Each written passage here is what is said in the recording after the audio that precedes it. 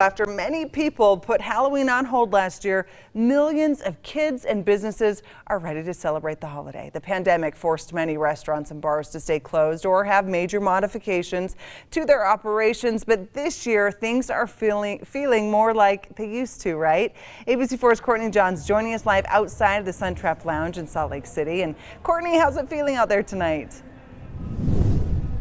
Oh, it's amazing out here. Definitely a different vibe from a year ago. So earlier I talked to Michael Rep with the Sun Trap Bar, and he was just talking about what last year was like. And he went from only being allowed to have 100 people here to max capacity, which is 450. So needless to say, he's very excited about this. Now, while the bar is back open, they do have some COVID rules.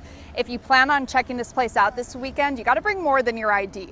You need to either have your vaccine card showing you're fully vaccinated or a negative COVID test from the last 48 hours.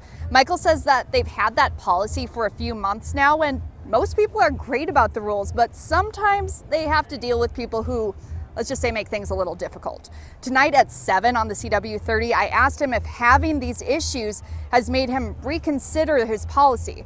Take a look at what he said. Absolutely not.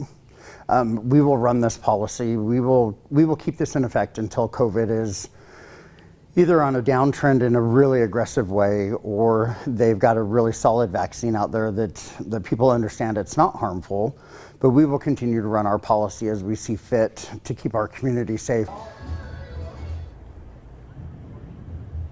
And as we've seen for the last year, bars and restaurants have been some of the businesses that were hardest hit. And things are getting better, but the latest data from the National Restaurant Association shows 44 states saw restaurant jobs drop between August and September of this year, including here in Utah. And this is a really big deal because of how many people in our state work in this industry.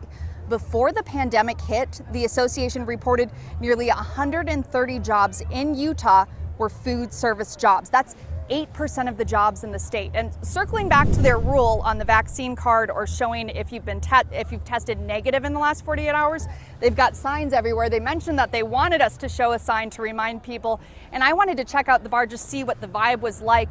And I had to show them too. I had to show them my vaccine card and my ID so that they could see that my date of birth matched the vaccine card as well. So very strict, but also a lot of fun. They've got a DJ going on right now. Tomorrow they'll have a drag show as well as some aerialists. And on Sunday, they'll have their famous costume contest. Reporting live in Salt Lake City, Courtney Johns, ABC4 News.